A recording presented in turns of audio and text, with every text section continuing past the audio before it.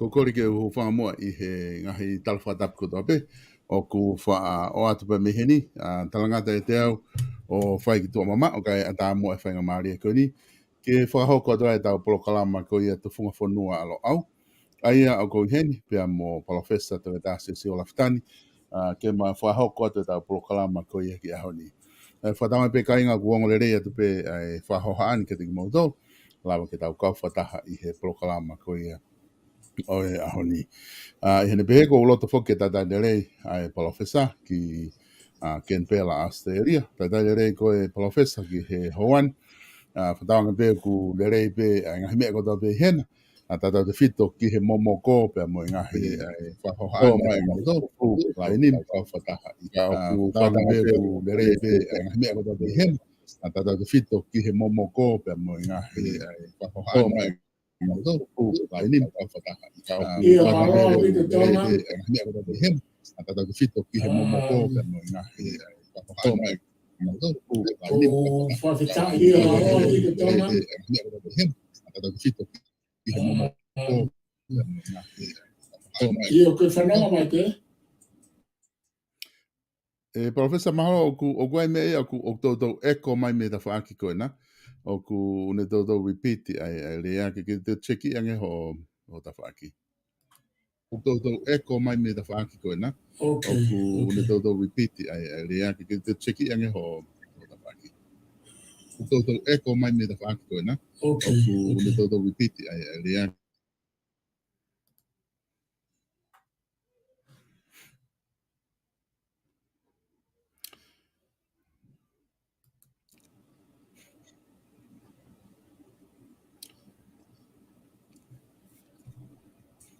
na ki sai pe ka mata pe liu o sai he dai nim he o sai na ki sai pe ka mata pe liu o sai he dai nim o sai na ki sai pe ka mata pe liu o sai he dai nim o sai na ki sai pe ka mata pe liu agora o ke palapare mame o ke palapare mame ki sai pe ka mata pe liu agora e fe Io, o mate mai dai ni me I need repeat. Okay. Yeah, kona usai mai. Okay, malo. Te hoko atu au, Ia, professor. O kou kore pe e ua wawa ke o whamarumalo atu he taramalo e whanua. Lo tu pe moe a ko ka e hoko atu ta proklama pe o kou whiwhia he mao ai whainga maari e koe ni. Pe o kou lelei pe molusane pe moe whamiri pe ke whaifatongia alo au meheni. Ko momo ko pe e uho I wawao. Koi. O ku ki au ke sai he pongpongini ko ene ku walu he taimine tikiri pe he te mawa o ke tani mana ane hui e ku teu ke wao ke stiuti ona e wha mo tolu. Koi. Aia ka ku kawe he maa whana he ko mauhau me ne nofo pe ana he po urimo pongpongi he mainasi. Ka koe ki o ngongo no beka e whafoke atu malo. Mahalo pito, professor. Ko tui mahalo I he pongpongini ko loto foki na kai ta lava ta proklama I he wekosi. Ta ko loto kita ki almoa ko ngaha ko amana ki ke fai foki ai fili ko ia a tonga tapu hongo fulu, professor. Ku amana ke whahoko fili ko ia ko tui mahalo ke kau kantiteiti ko toa pe ko na osi mau ki na utoluia ke whahoko fili ko ni a tonga tapu hongo fulu. Pena ngo ko fai wahenga pe ni taha o ku ia ika ku maari a pita wakai koe ke kau kantiteiti ai kau kantiteiti ko ni kuna wasi mai o tala noa mai o tau o whanongo ki ai pe me ni ko ni kuna kantiteiti whalongolongo pe a kanau ahi hole u api ka kou te manatu foki professor ki he ke ta tala noa ki he nai whai ki mua ko whai kantiteiti lele taha ke whiri ai wahenga Ana ke o mai ngahi whakaukau, koe kau kantiteiti, ko taha e whakaukau na ke o mai ke tatala noa ki mua. hakanti teiti o kunofo he wāhenga. O koe ke tok aluatu pe o whiri. O kunofo he wāhenga o ku fia whakataha mo kakai, o ku tangi whakataha mo kakai, o ne ilo ai whaingata e kakai. Pea i he tuunga ko ia whaingata a pito. Tau soat ke toko nima ko ni. Ke whawawahei nau tolu he kuhangihangi ke tea o nau nofo katoa pe toko nima e ko ni he wāhenga. O koe koe aha tahea nau tolu nai toko wholau atu me o tu muri ko alatu pe o campaign. Koe toko nima ko ni o nau nofo kotoa pe mo kakai, o nau fia whakataha pe mo kakai, o nau tangi ke whakataha pe mo kakai, pe aku fihi a pito e wakai ka nau tolu. Fefe ho wakai ke kau tu kantiteti, i he neofi mai koe, amana ke whai whiri ko tu mai ko toa pure lulu koe ni, pure lulu. Amana ke whai whiri he toa pure lulu. Fefe ho wakai ke kau kantiteti, he ne tuetai nimi, ko toko nima foki. Ia ko mui mai tonga ai ni ihi anau tō te whiro ke ni ihi o nau asmai ki e kau upol karama ia moi EPO e nā ke lava ke ia e kau whakafuafua ke toi tānaki peko e nā he malawa pe ke hala te whoi whakarea a kita ki mua ko te kai ke te ilo katoa u whamatala mo u mea te whito pe whakaiki ki e kau whafofonga. Pea kou whiwhia e ka kamata koe ni, ana lawe i pe whai e weekendi ka i te whainga maari e koe ni moho whehui mai kou whiwhia. Ke toi whai pe a tolo aki pe e ku whakakaukau ki e whiri a tonga tapu hongo furu.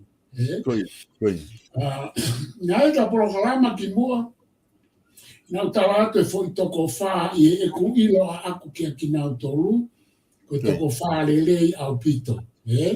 Aia ko toko wha ko ia, ko wha apa pe, ko atu peo nau ngai kua ko Kaperieri, ko Seilimini, ko Fotu, ko toke tā Fotu pea mo Daniel. Pea mo Daniel, pea e malawa pe ke hala i ka noa aku, e malawa ke awa ke a nifo wha, aia kauku kuinga e ku whamatala pe a kuia me a koe ke ufua ko ilo lele au ka nifo wha. Aia hei kai ke ulahi tala noa ka nifo wha, te ka noa ke toko wha ko ilo i, mo ilo lahi ane ke ani ia ki nauto. Ka tau ki mua ke utala noa e tonga. Ko te mo kālati, ko te whiri a te mo kālati, ko kau kantiteiti ko toa ko toi whema o ke whamanato e poini mahu inga au pito ia i e whiri whakate mo kārati. Pea upeheni. Hei kaike ke lava ko kantiteiti, ka pau nei kaike ke ngā aua mo kakai. Ia ngāta. Ko whoi se te sia. O kui kaike aha me aia i te mo kārati, ko o toki asi mai i e whoi nāhina e whiha, ko o hao ke campaigni mai kakai o kai kāria heni. Pea o kou lawe i o kupehe katoa u te mokalati. He koe mea mahu inga e kahe mo ui a te mokalati i e kain campaigni, kono whakamahino na e iai ho o whiohi mo ho o ngā ue kehe mo kakai, ia fo i tuku mo ui, ma kehe pēia me tuku mo ui e campaigni. E ko hoa maka i e campaigni, koe fo i wahe pe koe chapter kehe ia. O i kaike ke omi e koe mea kotoa ke ai he campaigni, i kaike ke omi e koe hota e whaha ngā ue ke he whonua mo e wahe ngā o toki ai ke ai katoa ho mea koe ia he campaigni, o i kai kāri ahe. O ke whātau ngā i tonga e kupoi. Sai, kau whoki mai ke he toko wha. Nā ku lawe whoki he ta poro kalamana pe atu, koe toko tolu koe kau tau ata aina o ku nau whenga ke nau muia. Ai tuku lau mea ai pare mia ko ne toki pe kia toki tā whaiwhikau. A whaiwhikau toki tā tuende toa. O nau huhu mai e te whaaki ko ia ke nau muia ai uhina kehe. E tu rewa Kaperieri o mahino ia ko patoa. E tu rewa ni fofa me hange ko grave nai ko fa papu ni fofa ko te floko i lo ke campaign ni fofa pe mo ni fofa. Sa. Ka o mi pe ta no age ke to ko fa he ku lahi ange e ku e ku mahalo mo e ku whaka uta e toko taha i e toko whaa koe ni. Pea kumalawa peke a waka ni whawhaia koe me o hoko pe manaia i e mea ka koe tau whai en me u whaka mo oni ku tau wā usia. Sai koe toko whaa koe ni. Nā ku lawe whoki ka Taniela Whare i e uhinga a kuhe ko Taniela Whare o kua whitaha e ne whaiwhatongia ke whaiwhatongia mo u me alahi mai whakahoko e pōhiwa tui o ne toa. I e kotoa toko whaa koe ni ai tawa tāina. Ai toko tolu ai tawa tāina isa. Koe. Ka te utoe ate u tānaki koe ni. Koe hako lelei. Ako lelei kotoa e whoi toko tolu. Ko ka anoi ni ako e ka tawa tāina tuanga ka perieri te toklave kia. Koe. Ako lelei kotoa e whoi toko tolu ai ka tawa tāina nau whiri tonga ta pongu furu. Senimiri. Senimiri, kataka. Senimiri, tonga tā fotu pia mo Daniel. Na wako lelei katoa, tunga lelei ako. Whawhi maari, ke nau whawhofongai hata. E toko tolu koe ni, ke nau whawhofongai a tonga tā pongu furu. Hata hapea nau tolu i he tala noa, he ako lelei. Sai, ko wau ke poineta. Whaka uhinga lelei, ata mai ia. Nau toi mahanga ai e toko tolu koe ni. Koe tala noa ka a te Taniela Whare, uhinga, mahino. Tala noa a Senimiri, uhinga, mahino. Tala noa a toke tā fotu. Nai te kai te porokalama mā toke tā fotu, Koe. Io, ka koe ku ilo koe a ka toke tā fotu, uhinga lelei, pea o ku mahino e ne whai ha whahinga wha mata. Pe ko hara me hanga wha tālanga i ha whutui. Nau toi mahanga katoa ai tonga. Sai tau toi hau ke poine taha. Ko nau ngai pui tua, ngahi pui tua rerei kotoa me ngahi haa. Me ngahi krainga, me ngahi whahinga, pe whamiri o nau o mai me ai. Ngahi whamiri iloa katoa hena me ngahi haa nau kau ke ai, me ngahi koro. Sai nau toi mahanga ai. Kau toi hao ke poini, ka rahe o poini ka kong tō mai pēha ha poini. Mahino na uoku kātoa, peke usia tau ke ataha hena ke tuku aki, ka e lotu, mate kong poini mahu inga ia ke kempeini ke lotu. Ki tonga. Ki tonga eka ka ratu kou, peheu ke tae loto kempeini ko whailonga whehuia pe whiri hataha iaku. Lotu kātoa ka utama koe nau toi, asi mau te ke talamai hataha tae lotu ia nau tō. Nau toi mahanga katoa. Ko haure wani ke poine ka mahala te whiunga pe ai. Ko poine ka ha, ko nau ngahi ngā oe, na e whai ma ai community he ngahi tau ki mua. Whoki mai ke poine ko i ke teu, ina tau e whia ki e nau kempeini. Ke poine ko nau lawe ke uroki. Ia koe fōi mō meniti au nau ke hei mō Taniela Whare. Ko Senimiri, tukutuku lau mea lelei he malai o e lao mo ngā e whapure aka. Ka tau pepa mo toke tā fotu. Ko ne hawa ka Daniel, o ku hange koe ku lawe koe ta polokalama, pa koe ku tā noa tawa taina. Ko Daniel o ku ikai ke toe ha fōi ta whaake society na e ngā ue lahi ai mo tuku mo ui ai. Pea mo ne whai ngahi me ai. Pea koe nau taimia koe tā i wā ia o nau mai ai koe o nau kehe he fwoi poini koe a mo Taniela Whare. Pea koe mahina e ngā au ia a tokta fotu he pure a ngā. Ka uku te eki ke ne au sia eia ai ngahi ngā au e ne wha e Taniela Whare I e whahinga turiki ke o I whonua. Pea pehepe mo Senimiri, mahina e ngā o whakarao mo ne tukutuku lau mea ai. Ka aku te eki ke asmai e historia, ko ne au sia ai whaiwhatongia a Taniela Whare koe I he whonua. He uturiki. Aia ko nau poini au nau ke hai mo te ni o whae. Pia i uhinga ko ia i e kutala noa pe akuia ke mahino o nea ko e kempeini mo mahino ngai uhinga whaka te mokalati. O koutou e awhe pe ai i e kutala noa ki a te ni o whae ko e toko taha le lea ngeia ke huo whafofu ngai. A tonga tapu huofu. Sai. Ko e paro pare ma ai toko tolu ko ini, mo paro pare ma ka hua te ni o whae ko i ngā ko nau toko tolu i e fo i puru pēta. Ai ko i tonga nā kulawe ati mua ki he kau whafofonga ko i ni, ma ai lelei ai kempeini mo i te mokalati mo i whonua. Nau tālanga pia toko ai ha toko taha e loto ki ai kakai me wāinga o furuke, ai kau poupou e tawa tai nā ke alo whafofonga i nau tō.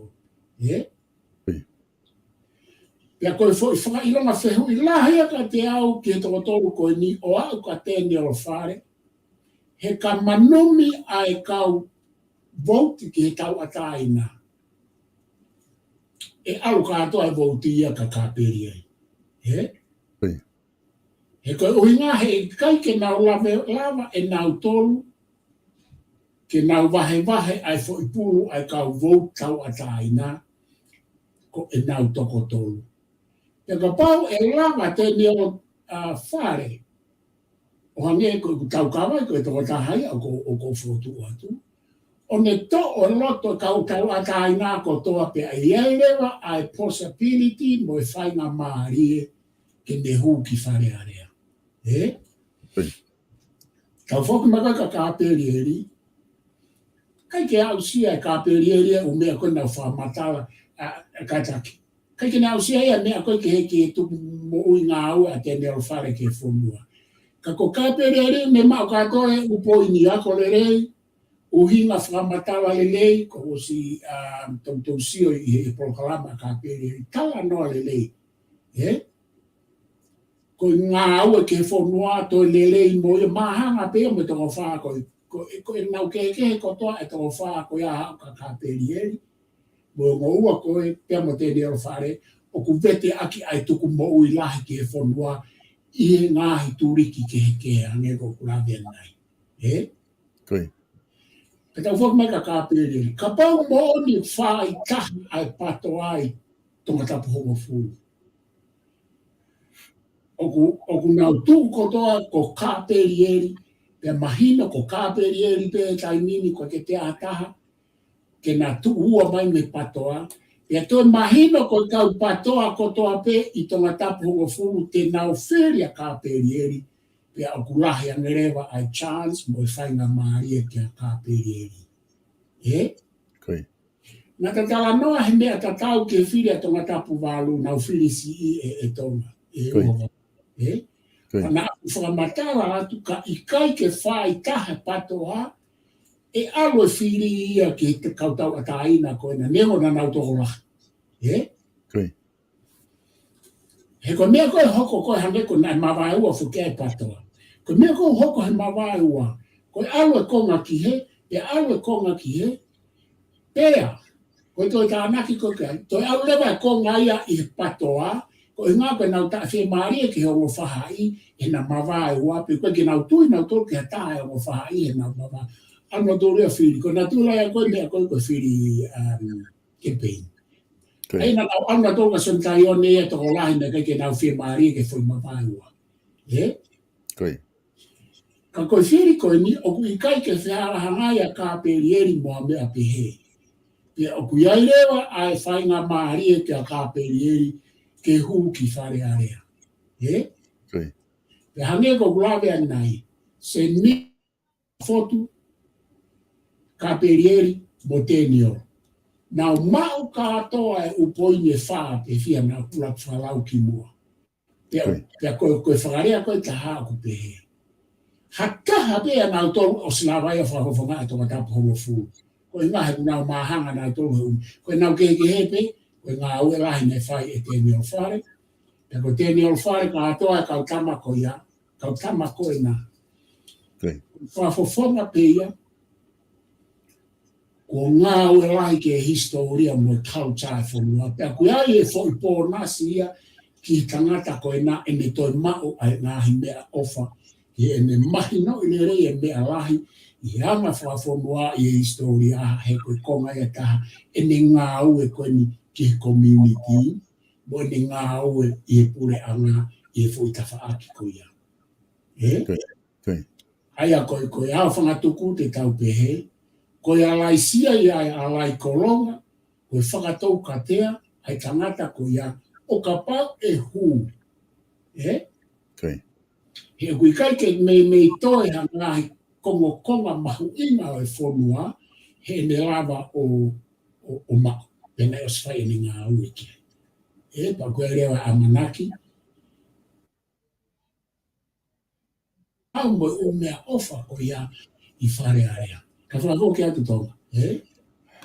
Mon lahi pito pa malo pito profesa ai whatala noa ko ia ki he kau kandidate ko ni he kono mo ni ko o ku mahuinga au pito foke ngai whakau ko ia au ku lava ke mo o mai tatu te fito ka ki te koi pe ki mo tolu ko ia ka profesa i te whaaki ako te kune hulu e u whakau lele ki he kakai na whai foke na define foke e Daniel Fare ai whiri whapoto lahi whako no tala noa i profesa ai tofolofola tu i ke whiri whapoto na e define e Daniel one pe ia kone tu i ko ana ko e whiri whapoto ke kakai ka pau o tau whai mea ko i na i whinangalo ke ai e tu i ko whiri whapoto ko te whiri hataha e lava o alo paremia e lava alo minista pe ka pau he kai ke ne mau e ngolakanga ko ia e lava hu whakafonga whare area ke ne lava CV e ngā ue kok whahe pure anga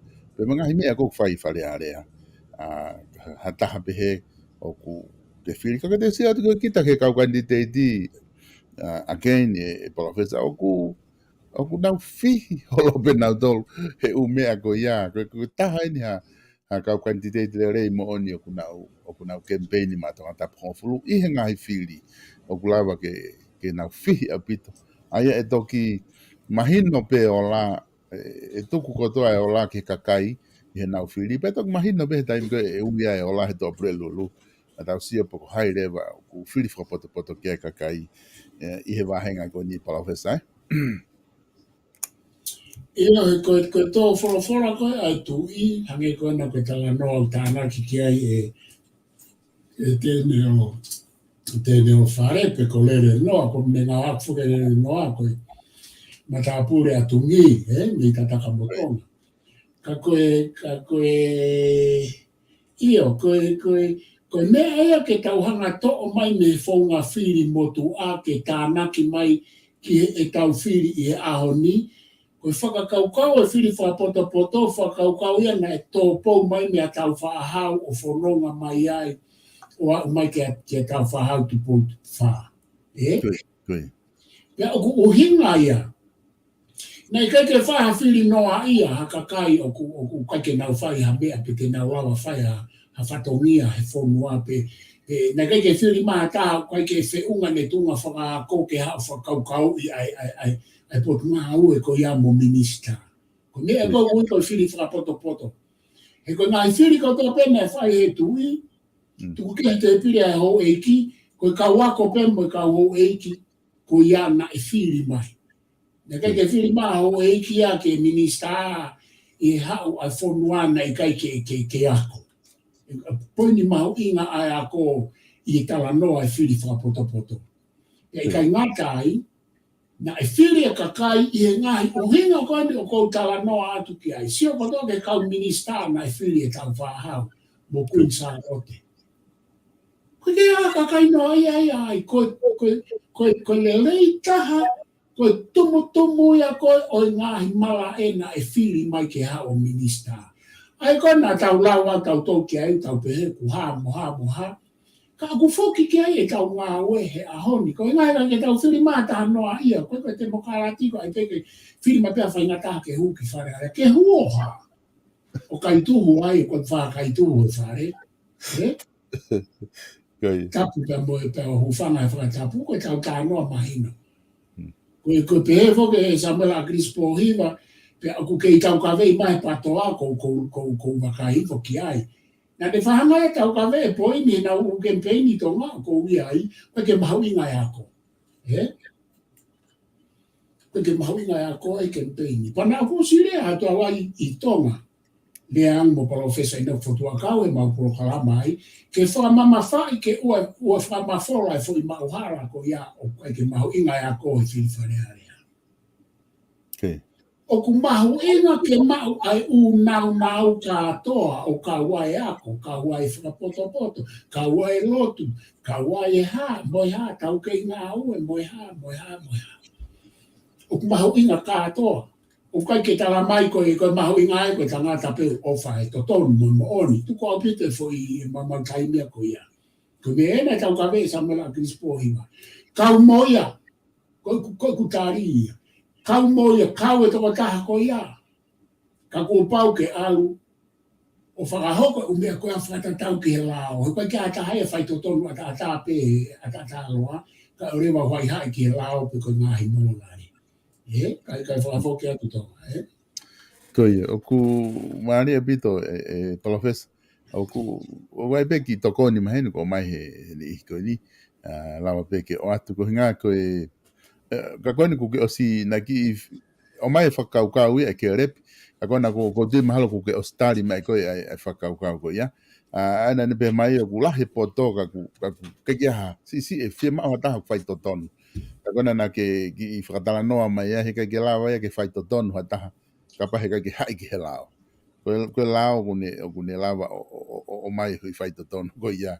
Ka koe toko nia ko mai e ke repi o kau mai polo kalama e professor. Ia ko makatoa I e kau tangata ko tau whiri mai.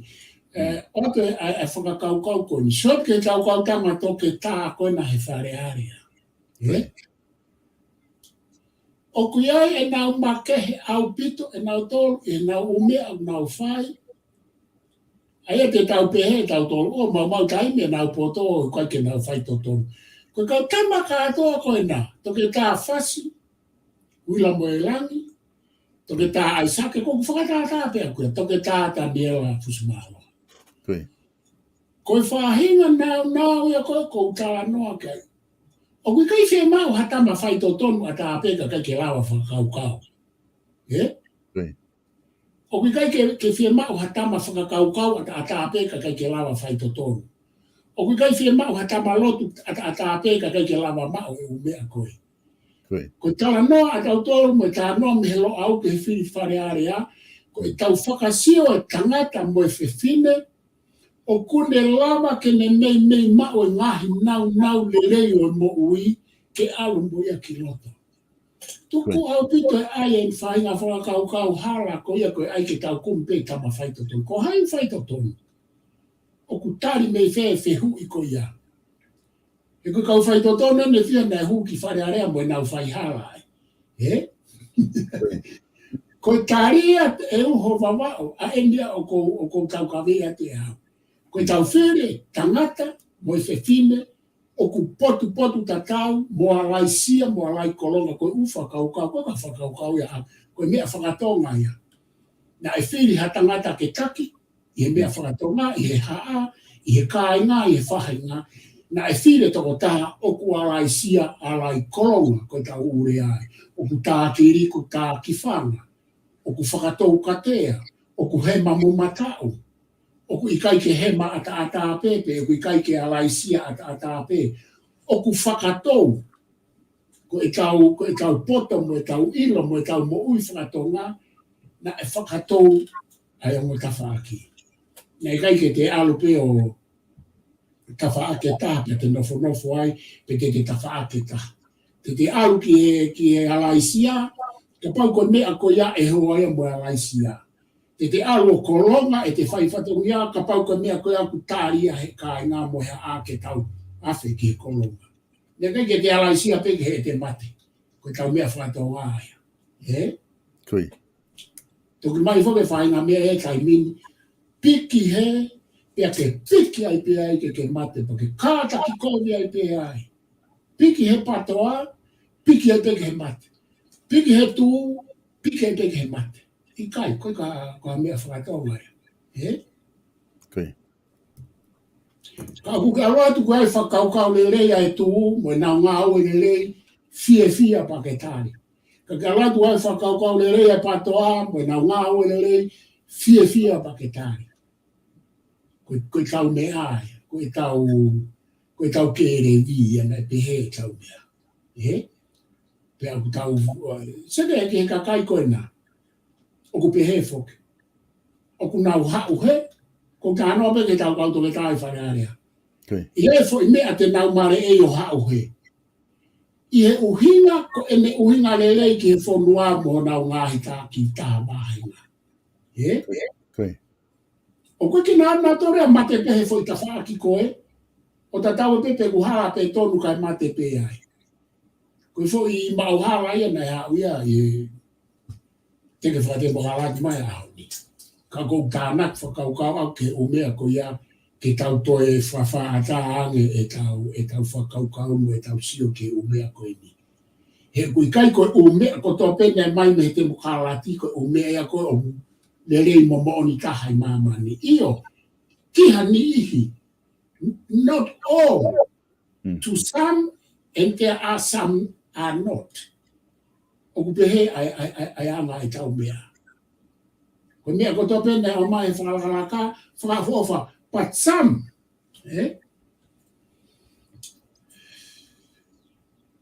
only some. He kai ke tau tari ka atoa mea ke whakalaka. Koe upoin mauinga ia koe. Nai kau whaos ka whafoke atu koe. Koe Royal Command koe a tau whahau e tā hiwa fitu tolu, pe tā hiwa fitu lima, nai awe kia ki kaina paremia leo ai a Lankawariku. Koe Royal Command koe ni mauinga ke tau ilo ki ai. Nai pehe fo Royal Command ki.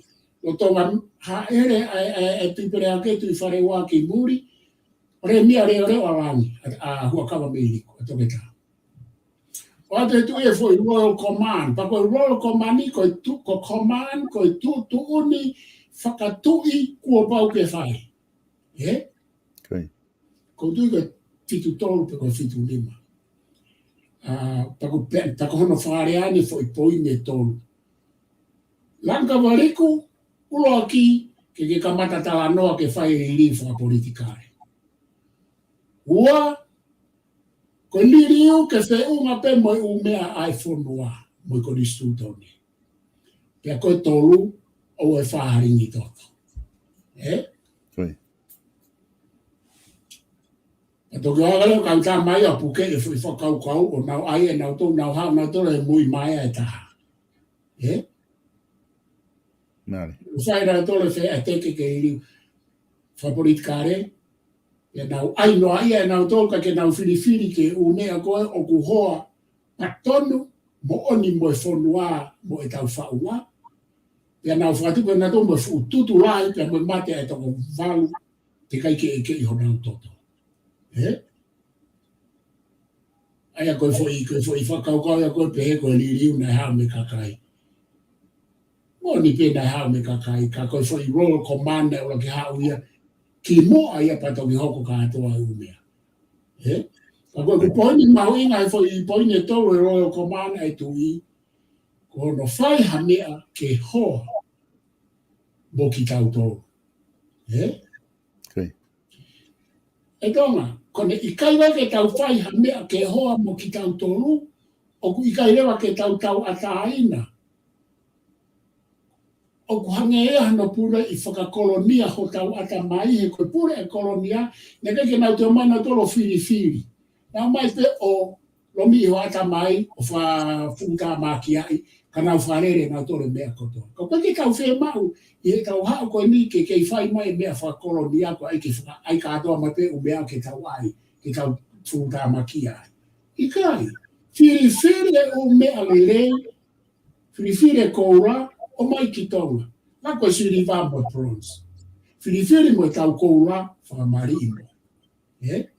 Whakawote a tonga kata. Maria Bito e whakaukau mo e whamatana koe ni ko ke whai palo festa. Kai aduma ki e whakaukau koe ni mea o mai heneri. Au ku pehe tui a heneri. Au koe ke whia mau hakau whafofonga ia. Au ku whia mau ko hakau whafofonga ke nau ke nau tokoni ki hono liriu mo whalere i e whaunga pureanga.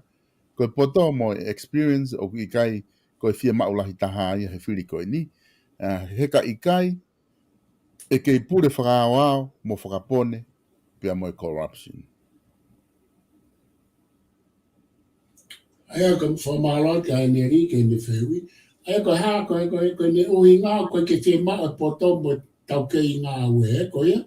Agone unga whia mau hakau whafonga ke nau tokoni ke whakahoko liriu e whaunga pureanga. Wai ai whaunga, ia. Ai ko ne fotu whia mau hakau whafonga ke ne huo liliu ai whaunga. Whaunga. E ku lahi pe poto mo experience, Ia, ko ku tānaki koe ka heneri. O koe tau mua ia e huu ki whare area hata hai māmani pe ko hakanti te iti. Ko tau mua koe a kanti te iti e mea koe kanti te iti. I ene whiri whare area ke ne huu o kau hono tala noa e le ai lao ki le lei ai whonua. Taka pau ku kau ai ha mea ke kapi mo mono, sai au pito. Ka kui kai koe whatongia tangata kanti te iti, ai kou tau ka wei koe he patoa. Koe ai ke hu e tama aku ne lava ke au ke whai e ririu.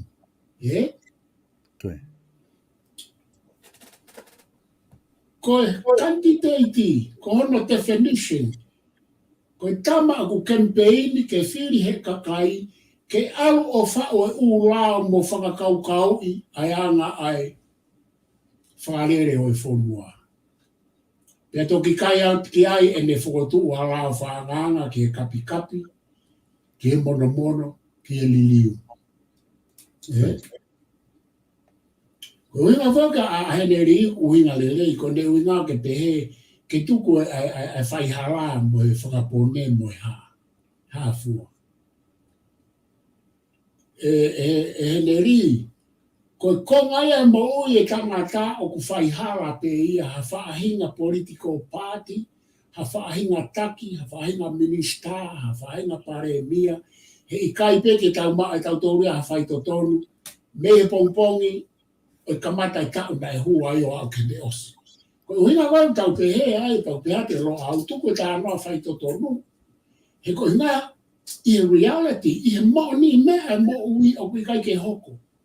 Ko tau whihai paremia ne whiha o te rei ka paremia e whaitotonu me kamata e nehu o te e mi o au kende osi. Where ana u whiharaki mo e nau whaihia i roto mo e nau whakapone. Ia koe whaihara koe e kau politician, ia mo e nau whakapone, koe fui mea whamaman lahi, e te ke hawea mau i Australian. Te ke mau he mau local government, te ke mau i pure anga federal lahi a mautonga. Pea oku tupangi he mi itia ai whaihara, mo taaki mai o sa te whai pure anga mo nau lau miliona mo rea paanga, koe ke ilote nai huki whee koe te kumpulawa whamau. Mo e nau whakapone. Koe whakapone ia, koe konga mahu inga ia mo ui whakapolitiki, ko hinga ka ke lava ngā aua he politiki, ko pau ke iai ai whai kulupu te moutu i tatau pia mo mou whakapone. Kone tau whi whakapone ia mo whai hala e kai e te hamea ko politiki, te tau politiki les, tau tori mamai. Kau whakaosi e neri. Ko tami kone hua ngā sa mera grisi po hiwa mo patoa. Ko whakatata, ko kurupani nau tala e mo i whai totono e politiki, pe mo i kai whai hia. Where a nau whai hia, na nau whakapone pe. Whakapone mea kotoa. Taaki mai e upo ate o atu pe e nau kau patoa ki ai. Liriu e pure ki he ki e patoa. Liriu e pure ki he ki e patoa. Liriu e mea kotoa, koe haia. O kuia koe whakapone. Aia, he kai ke tau lava tau tō pe te tau liriu, he ka ki tau lawara tolo to e o mea koa me politiki he ko no u characteristics. Ko u konga ia kai mo ui politike demokrati pa u whaka ia politike demokrati. Ko mea ko ai ko whakapāti. Ko whakapāti, ko whakapone, ko tani ko te nau huai, ko koe pete ke no whamau he pāti te ke minista. Ko koe pete ke whawhewhe hoi pāti whare area ko no akahi ko ki tuka. Ko mo oni mea ia ko mea ko politiki. Ka koe uwhakaukau koe uwhakaukau ku teke he patoa, o ko whaalawe mau peki ai, he koe umere lei he ngau e patoa, pa koe umere whe mau peki tala noa i he mau ai ata mai kakai. Koe umere lahe nau tau ka vei nau tōru ia, hei kai pe hoko ia. Ka kune whamanatu mai ai tala noa koe a palato koe kia te a palato, whamanatu mai kia te au tala noa a palato. Koe politiki, koe the art of the impossible. Koe whahinga whaiwa o e tae marawa. Kai tuku atu e uhowawa amaro. Pauhesa koe, wai ki wheheu hene ku eke mai ni hene. Kai wheheu i o ku Naka ki loka ate whewheu e tamako ni o ku Oi mai fea ko ngahe ku tautoki alu ke whewheu e tā. Koe whewheu ko niu pehe mai o totonu ke tuku e tau whenga li liu ai whaunga ka tau whenga ke langa i whonua. Ai koe whi mea ua ke heke koe langa whonua pia moe whenga ke li liu e whaunga. Koe tāri koe ki ai whakatou ai pe koe konga peia o whare area. Koe. Koe tau langa whakalaka au whaia i e whaulao ai whare area. Ua, koe kapi mono pia ka au ato li liu whakatu e lao whanganga ke awe ke whare ke area ai. Koe ke hano kovi koe whunga ai pia awe ke tu i ka pau pas. Koe. O kui kai sa ia ke tau langa whakalaka a tā peka o te tau te hanga mono mo kapi mo riri wa whainga mea. Whakafofa apitu. Ka koe ai e whakakau ke maa. Pea ua whaia ke loto tānia, pe koe loto ita. Ai ke pe taimo. Nei haka sione ki loto ke au koe tamana ke alo ni liwa pure anga koe na. Koe ke au whewhea sione o ririu ai whukonistu tone koe na. Ko hai ia. Tau ai pe tau tore mea koe ni. Au sione whafofongai mautou. Pake alo kau he whaulao. Pakara hamia o ke pehe ke ririu kapi mono. Whau halao whaanganga. E ku more taimia he tālanga ta e whau halao whaanganga. Koe whai mau taimia ta whare area ku alu ke pehe o ku kama tālanga maari e pia whewheka. Pia osi hono te me whaapa pia, ne lao whaanganga, me hono wahinga pe koia, ke aio materialize aki ke aio o whakafōtunga mai ake fo i mea nane tau kawei. Huke hake ka se te halata fo i noa pe. Tangata mau taimi mongo koina ke alo tahalanga. Tipe iti ka e whau halao whaanganga ke ai e mea koe ka pau koe konga ia ho huke ke huke liri mo kapi mono.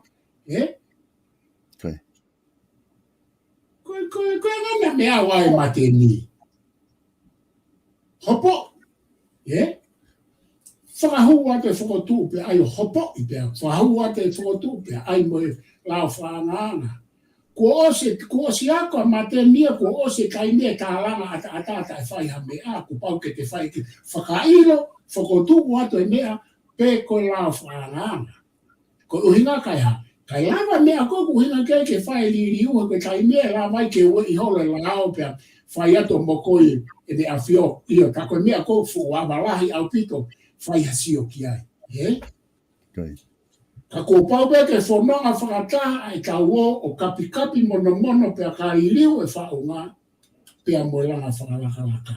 Ka ko te heko ki ai ke ka uat ke iriu ka atoa e whainga. Fo i whakapouri lo ai au tuk taimi ke tuku au pito ia. E kui kai ke lava ia he whaunga koe ngā. o ma o ange fu fa unga ia osko ne fu tutu wa fe no no ko me ko foki ko ke tau mana tu o ku to ko fare anche to repeat ya ko ma opo ange fa unga I tonga I ngā I turiki he osi ai wa fe no no mo wa fe hongo furu Pea e whainga ta a hono to e ue I ona he tau whanonga e tau e te au koe. He koe uhinga na e ha. Na e to tonu ke mo ai ke lawa e mea e wafe maa ono mo e wafe ongo furu. Ka koho mo ai tau tau. Koe mea koe koe puranga whangatu I koe mono ki. Ka pau ke whenga ke whai ha sau puru pa ke ai ke lawa. Ko historia ia he kai ke te rawa ko whai foi mea koe ma foi tau tangata fia. Ko whainga maari, ko nau whainga maari e, o kau whainga riri e waf maa no na ngā oe vārea. Nau whainga maari e waf e ngofu ngā oe vārea. E te omi le vai he kai nini, ki kai kaila ke ai ke nau hu wat ke ha. Ko hai hena. Ki kai ke usua tau ka hata halawa hu o riri o wha unga ka atoa e ka kai mo ui he kai mini e tonu. Mahau te rei wha e rei mai. Hata makoina. Nge ko tātua ki mua, o gaya u whakailonga. Tika ki a whakailonga te usua tu hata ae tine lawa I riu whaunga. Ko ia, I tuko campaign I riu whaunga, ai campaign I o whaura hao mo kapi mo mono. Pea ai poto whapoto mo tau kei ngā ue, mo tai kei whai whatongia, whakatahai, o whai ake ai whai whatongia. Kai whawokea. Professor na ke tala noa foki ki he mahu inga foki whare area ke whotu o se taime e tau tala noa be mo I me pe kai whotu halao ko ngahi mea foki e whai whare area ku tau sio ke aku whatala mai e whawhehu I he pure anga ai mai hao whotu ai mai hao resolution mai ke o mai ke whare area ke aonga ngeia ho tala noa mai na polokalama mo Daniela nane tamai fui na e fra matala e be ko toko ua pe fale area ko ilo ko osfa'u e na lao o ave ke pure anga ko ngo fra fofonga pe toko ua o laki ko masa pasi ua ko e tua te lavlav ko kina ua pe na e fa'u e na lao fra nganga pe ave ke fale area pe tari he fale area I he ngai to fale area ka ko mahino e pe ia ko time ko o ku te alwai ai pure anga ko pure anga ngai pure anga ko fa ko pure anga te bakano to pure anga akilis ke pure anga po hiva pure anga nio o na o kwai na ula na tolo fa ko la o mai me pure anga ka ma ku hinga foka Daniela ko ke ka foka fofonga ko ni ai fale area ko to ko ua be ai ko sio ai na lao ka ta fe i ta ma ka ko hare va meto nga o fai te ke fa una do na fo ilao ki fale area ko hai Areba na unga ue o whai whare area, ha koe whare wha ulao fo. Ka koe ka anga pe tala noa, ke o mare whuka hoi nau pe hau ia. Koe tu koe whare area, me whakafofonga ko tau pe ko spasi e ne whai lao ana I whare area. Whao ne lao, koe ngahe tau tala noa koe whare area koe whare wha ulao. Ka koe tamai mea ko toko ua pe. Koe tānaki koe ki ai. Mone au pito ko hai ko aina na ne tāno mai. Ko Daniela ko ni Daniela wha. Ia ko Daniela wha. Ia mone au pito Daniela. Ko tānaki koe ki ai pe. Fo I lao e taha a masao. He? Ia mo fo I lao ia na e owa he taha ia e tuate lavu. He? Aia. Tapu mo kau whafofonga ko toa e kakai I ngahi kuo ngā. Ko ongo whafofonga pe ia na nao whai hona whatongia ko I whaulao.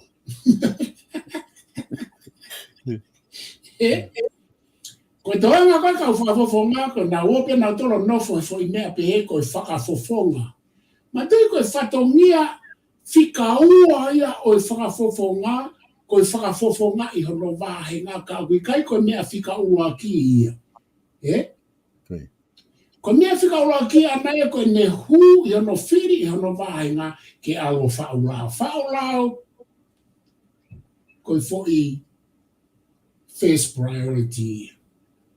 O kai ko first priority ia ko alo whafofonga I ho wahe ngā pia mo ke alo ai o ke mai ha o kilu ke mo wahe. me e o fe mo kina ka fa fo nga e tau iri fa te pakalati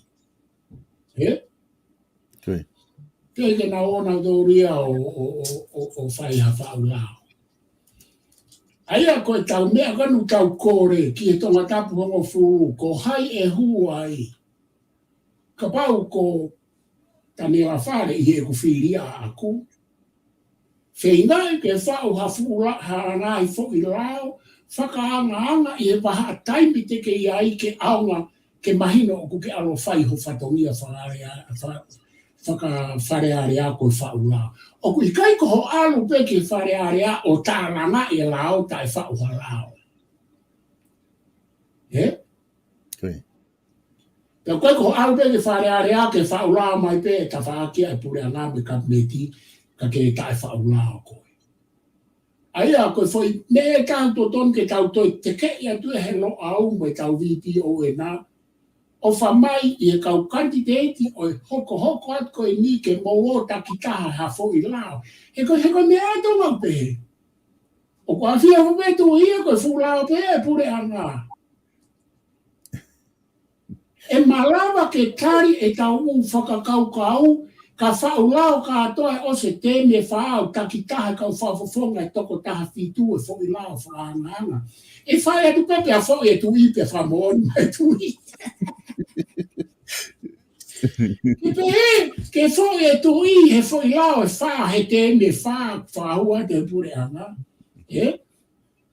Koe tau tānoa ke o mea neo maari au pito he tau awhi hake ki ai. Tau whaam tau tore ke toi whoki ke hao halaulawe ne o poka ina kana toi whenga mai na ambo ako sika ke whao ha ulao ke tāna kia ke ulao a pasmo a masa a pasmo a whao na shaki. Oi o whawonga e tō. Pao whesa ko wila tōng mea se tatai mi ka tūk mo he ngau ki mawhana tau tala noa koen he mea ke ki atu mo e whangi whehu i koe ni ke o se toa rewa ke ngā kata toki whenga he ta programa ke he ta konstituto ne koe o mai he taha koe ni e lomi kata ko eke toa ngepe ku i kai ke whakapone kau hu tau a daina he na uhu ki loto wharea rea o kui kai o ku whakapone kau tau a daina he ku sio ki ai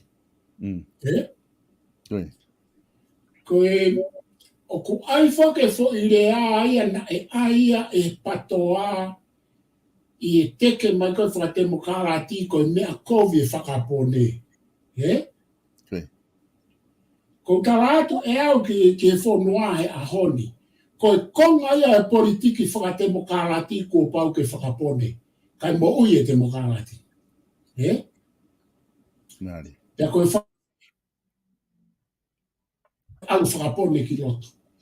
Pea ko koe ke kau ke upati, te ke nofo rewa o tau whakarea koe tau ataina.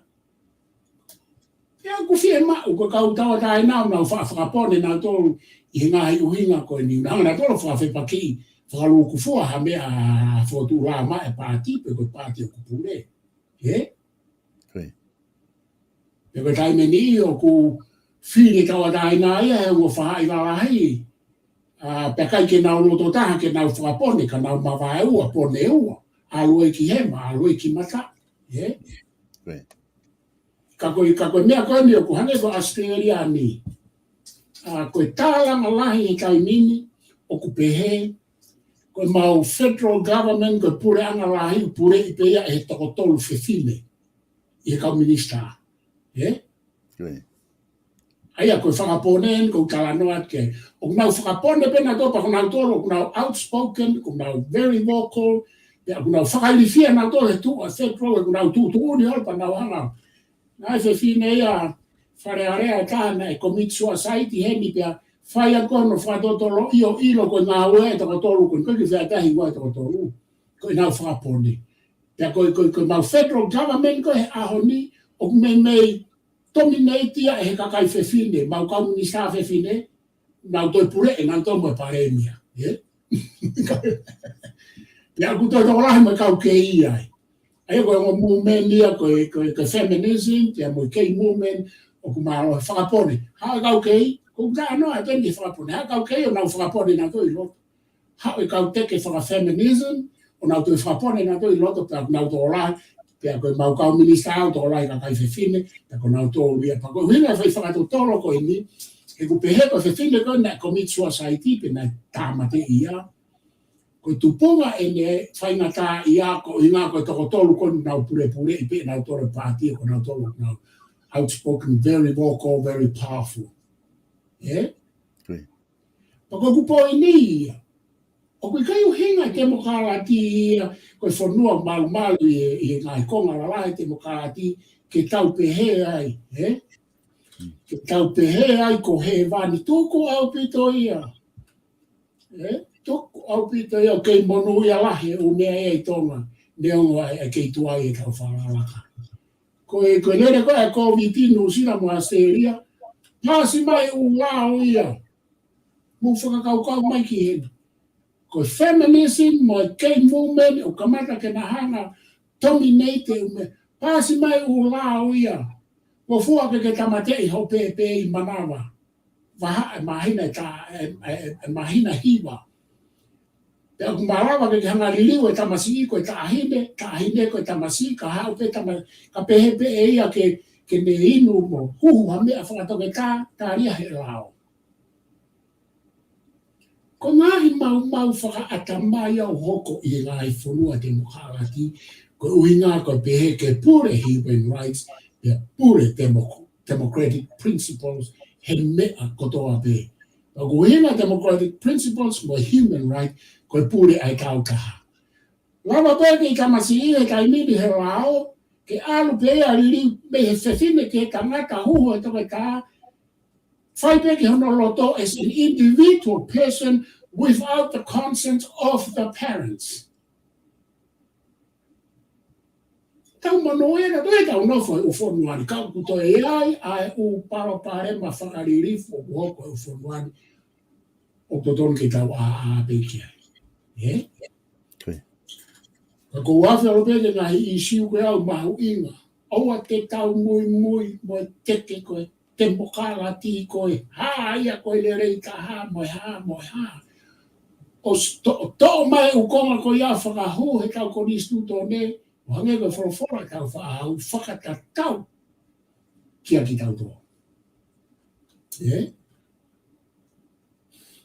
Koe kia hata hai hange koe rea koe a profesa tutahelu. Ka tai ka hatonga ea te le mao e mea koe, o whewhi, nane pehe. Pe atu ke ai. Futa, o kuke whakakau hange hawe si te. Very genius, very thoughtful.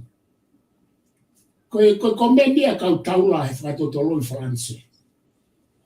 Ka tāri lewa profesa tutahelu. Ko poini ko niu mahu inga ka te au. Tāri kau profesa tutahelu. You pe hata whai komendi ai tama profesa. You think like a Westerner. Tāri mai rewa futa ia pehe. I think like a thinker, not a Westerner. Ia koe whaisiatesia koe o mai ka tautolu. Ko ki tautolu ka atoa, mahalo ka pai a toko taha o kulawa think as a thinker. Ka o kutau think, ia mea lai ko sio ai e aho ni, like a Westerner. Aia koe tae whakakau ia. Ai koe mea koe kutala noa kia a e peri. Oa te ke kopiketi, he hao e tamai a kou ke kopiketi ke ai o kure iho atamai. Ia pehe marewa filosefa e tau ngā ano i ngā. That was ai atu soro. Koe taimi kou ke whai taki ai ke kopiketi ai. O ku tatau pe ia, mo hao tāmate i e koe, hao commit suicide, hao tāona kita. E koe hinau koe ke te aha whakaukau a koe, o ku ke whai koe whakaukau e tamai tā ke tae whakaukau koe. Aia ku poini whao sia. O whamai o tuku e tae whakaukau. Tuka mumuino ai. Koe tau fuko tanga teke whakatemo kālati koe ni o tonga hoko, koe ke nauranga na tō whakaukau na whai taki. Te commit suicide, o ngā rotonga tāona kita pia nau tō. Wawho kia tō. Profesa, o behe he taha heni ko Kolomatang o behe e ui masea Kolomatang ko whakapone ko whai taha. Ko mea ko taina whai taha i oku. Ke fu whai ke whai taha ma whakapone. Maari ane foi uhinga ko hai Ko ui mai whea Kolomatang ia mai whea ui mai. Mea ko unga he taimi tau tala noa ko kau hutau atai nā ku na whakapone me ta mai ui mai whea. Ko mea ia gui ko whai taha. Eu que whakapone whai taha. Atu mo ki whai whakaosi ko ni ta whakaosi ki ai ko ngā ko tau taimi. Ki whai ko ni ke mai ko taha ko ni ko kurime anga maka. Ko ne ke mai o ku ke tui ki whakapāti whare area tō ngā palofesa pe i kai kātaki. Kau whenga pe mara pe ta kuri, kau whenga pe ke atua whanki tāri pe koe foi whaonga kona o tau rere mai aki. Koe foi whanofo o ku ua pe, Ko te pire ai o iki, mo te pire e kakai. Pea na amanaki whoke kau whengariri uia, koe ai koe ke toko tāwhitu e whai taha e toko tāwhitu e kakai, ka oku ikai, koe ke lawai. Te ke hoko foi mis a ia ko ia.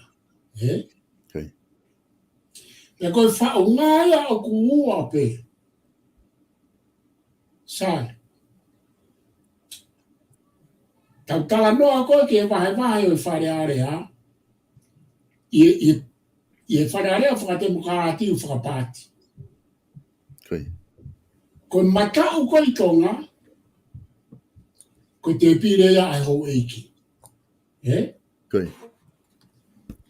Koe hema koe I tonga, koe te pire ia ai kakai. Ka, part, na ikai ke whauia ke matau mohema. Ka koe kau ngā unu koe ke whakate mukarati, he I bol maupe ai te mukarati ia ke alu whakapati. Te kia te mukarati ia e liri watu o tae whakapati. O whanatula pe ia. Aia e maka. Koe angarewa tau tuu, lo tonga koe e matau kautara noa he matau mo he mahe uhinga whakapati. Meongo o ku matau hema pe ko ia ko foi wharea koe wharearea tō ngā ia. Matau mo hema o ku nataha pe. Ko hange ko moto koe fō anga. Foi lau whakatonga whukia. Lau e ua koe taha. Ko mea koe ne whao ke tau whaahau. O toton ke te whamo ia te foi mea koe fō anga ki roto. Hena uhinga tau whaahau koe te pire kakai te pire ai ho eiki whakatahape, koe tahape. Sai, koe teke whakate makarati koe nei taki mai samela kris pohiwa. Koe fōfua tai mea ke hu mai fo I mea ia ki te pire ai kakai. O ne hanga ia o tau peheka pau ko hema. O ne hanga ia o te ke a hema ke hema mama far left. Ka koe hou e ki whoke o ku nau I he right. Ka koe hou e ki ia I he lere mai whare area. Na nau toi au ki he left ke te pire e kakai. Nau whi alu aki te nau tō. Nau o mai ki loto. I he tara noa whapati. Tuk whai mai tara noa whapati ia ka nai whi alu aki te he te hou e ki ia. Na nau tū he, na nau mai ki loto. Na nau alu ke ta whakonu bui a haumi koe tau ataina. Aia maka koe fō mea lahi au pitoia ke tau whai, ka whai haririu ke whakapāti. Pa te whakaosi atua he tala noa koe ni. O I kai ke whakata ofi me whakawhaki e whakapāti, he kuhange koe ulau anai, o malawa pe ke ivou pe, koe evalusio ia o mea ko te mukarati o ku alupe ia ke whakapāti. Pea koe ne evalusio te ia ai kai ki tau lawa na tō whawhepaki. Ko tala toa uhinga e lau mano lau kilu ke kini lawa e ta ofi ka bilo e wa ia e tau te mukarati o whakapāti. ka i ahoni te kai ki tau alu ki ai. Ka koe fuafua huma ia whakakaukau koe ano whakahu koe sa mula Chris Pohiwa. Kono mau pene kai ke whakotu whakarerei ai whakapāti i e mokalati ko ia. Ia te ke whakamokalati. Te ku kei kai mau e pia o mahoni. He kuna ue he holope. Te ku haosi pia tonga mo maka fui ka noa koe nina os fai peni heni. Ko au mo profesa Futahelu, profesa ina Futuakau, profesa Kusina Mahina Mautolo ka wate nisi. Na mau fuafua whakawhepaki e whakotu e akirisi mo kau te mokalati o hiwa tolu ki kau te mokalati whakapāti. Na na ua katoa anke a te nisi e mau konferenisi whakatau na mau hanga o haia nei nau tolu ai o nau movete o alo au pita pakake nau te anke konferenisi ko akirispe. Koe nau anke o ange whakaukau whakapāti. Pea koe mau poini koe ki ai o kufu tau mama o ia he fo i mea koe na whai kia e wheinga o aho ko ia. Kau ai e fo i mea koe ke tau kamata me iai, kai tuku atu e toenga koe alke whapāti o toki i bau pei a te evalusio e te mokalati. O mai e nau tole sari o teo ai ke whamumua ka ave ho siki mui. I ka kau ka mai a au nau mātuka ke te oranga tāke mau konferensi. Te sina fuka mo, bilang fuka mo. A kiris pena e foki angi. O teke pe foi whakakaukau. Pea osko pa mau mātuku mai ki e ni, o se mahina e tolu fotu pāti nau tolu e tonga. Fotu pāti nau tolu e. Tika ke whawhata anoa ke fotu pāti, koe na fotu ia he hiwa whaa. Nau fotu, kana kai ke nau o tawa noa, musami e whaina mea koia. Ora e ako meka whonga aia mo kau executive of fotu e foi pāti wa te bukalati ngāle anu hingoa. Hanga atu a futa whakahangai, hanga atu mau me heno whakahangai. Koe hae whahinga whakotu political party ko iau teke whahatara noa mo e whonua. Malo maki pe mo futa ki whotu party o mo vete. O masa mela Chris Pohiwa, uhilaria waa, toke tāwiri am fuka o hofi a. Na mau tau poti pe ai, o nau pull out me au, pea movete ki pāti, panau to e ngā ue tu o wā ki Democratic Party and Human Rights Movements. Ka koe me ai. Kana kike uhinga pe ai whawhapaki ai mautola pāti he tene maui, ai tufunga whonua le leina e mei lawa o whai. Pe koe alua koe maawai koe afuta koe mo mautolo mo akirisi mo meni, kamata mai mei ai, o alua pe o mau tata mau. Mau foku mato whai mau whatongia whangako, kai tuka ka beke nau alu, koe ora nau alu koe nau tutu ai kolo. Pea mate mo toko walu tika ike whamau i ho nau toko. Ai au mahu inga pe kau toi foku mai ke point koe atonga. Mahu inga pe ke tau luku ata mai ai taha ako, koe taha whama, koe taha whaiwhekau, koe taha leipa, tau luku pe ua ai ke foi hau pe atoko taha ke mea atomi nei te fumea.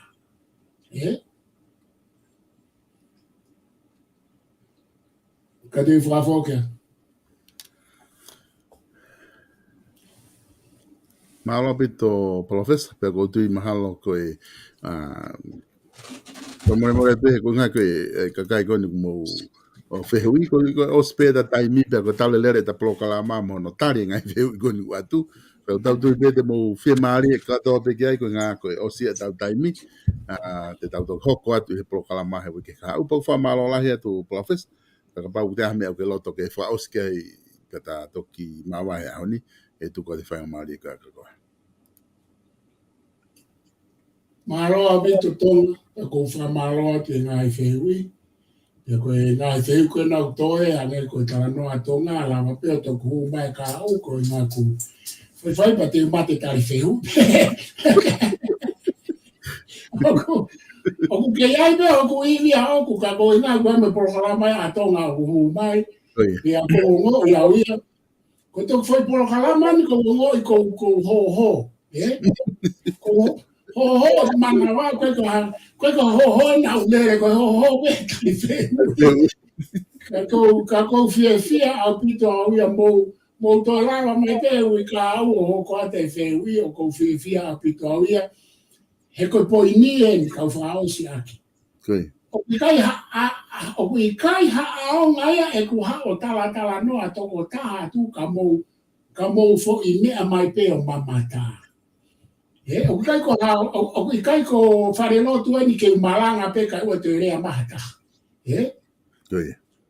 ko ni ko ene mo uia ko ho tau ata mai mo to e farmasila mo fato un toro e tau mo ui ki tau tala no mo tau talanga ia ke malanga mai pa malanga atu tala no mo e talanga kai toki ma ure vai e area ko area ku hinga e ka te au ko tala no mo e talanga ko hinga ko ne fotua tau fare ko house of Falea ko House of Talanga en Talanoa. Ko lahi ka ngo mo feui, ko lahi ia ke tau sio katoa o kau mo au ki he mea oku lele yange pe tonuange pe mo oniange. He kui kai kia ha mea ia e whawhanga mo oni ai ata mai e tangata mo whakamaama ka koe fehui mo e tari.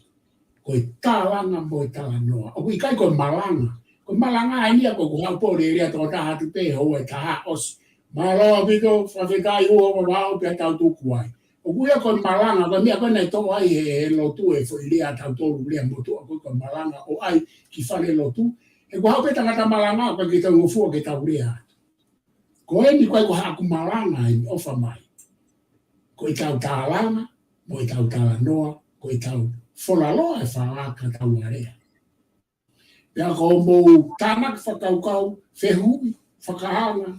O pe whakasino, ko whehui mo e talanoa whakasino mai ka te au tapuia he wai e lo au ke te talanoa pe te toi tari a mea mito ta. O tapuia. Le anahara whakaako, anahara whakalo au. Ko ia ko o whalahea ka te moutou, maalo bita uhu wau ka te utatangua. Malo pito profes, malo pito programa malahi ko ni ko nga ko katak pika kita lava o kita konstituto ni tato ki feinga ke he wike kaha o pa ku fit in beta programa ni ko nga ko te ufili amana ke fai to pelulu o fat pa manga o fai mihena kada to ki felonga ke wike kaha o malo pito e kai lava ke mo ka mai he programa ko ia to funga fonua a lo au ia hon amana ki be na tau wahe lelei i he talanoa koe ni tau whahoko i he mama lava ki tau wahe ai pa mai taimi ko ia o kumao pa mi he palofesa ko whamalo lahi ke te ia i he lava ke ne tari ai fo i houa koe ni ku lava ke tau polokalama pe tau lahi tari whehu i ai o mai ho mongai whehu i ke mo kau mai i he polokalama ka lava ke o atu e whakau e palofesa pe tau wahe ai kangai ko lau koe ngatai e tau polokalama ko ia ki ahoni ko programa hoko mai i hoko ai wa programa mawahe ia pe mo e starik to bow i follow afo ke puria starik to bow mo ua he nga hi fatongia fra hoko ka ko tau programa mawahe ia pe mo starik to bow pe me he ka taha ko ia South Pacific Loans o kuna sponsor ko ia ai Vipon Media i he nga hi programa ko at mi heni o ku mai ki fainga mari ke maki i whaiwhatalanoa ki he whaiwhikau ki a Starik Tupo i he ahon ki he tuunga kui ai a South Pacific Loans pe mo si lo pe motoria ko e lere pe ko talanoa ai ko mao be whainga maari ki ahane ki wakai ki he tuunga ko kui ai tangai tuunga wha politikare mo tau teu whiri ko e taha whoki a whaiwhikau Starik Tupo he taha o ku tau kei a pito he ngai mea wha politikare tonga i ngai taulahi neo ko ne hoko ko whaiwhikau pe ko ke whi talanoa politikare ka ku lava pelo tonga polokalamage le tonga ben le ku alwate u me wha politikare ko ngā ke eke tuki ai he no hono mao ko hono taimi ke whai mo e polokalama ai ko hoko ia ai ua i ahoni hoko ai tolu o ku ia manaki whainga maari a pultos ke lava ke hu mai o whahauko mo ne polokalama i hoko ai tolu e ahoni ko pongpongi hoko a hiwa pongpongi taime no silani ko fat fonua fo o ia pe mo Paulo Piven Piukala hoko a taha ko e whawhango sai o ne, pia mo whaiwhikau sa le svaka, pia koe hoko e tolu e fiafi, koe talano ako mo politikare, pia mo profesa i no ke huakau. Ko tuko ngai polokala mai a kulawa ke maua te wikeni, tu apule lulu rewa koe tau whanongo whiri, pe koe hatu nga e ai a whiri a tonga tapu honga fulu. Malo apito, ka mo mea.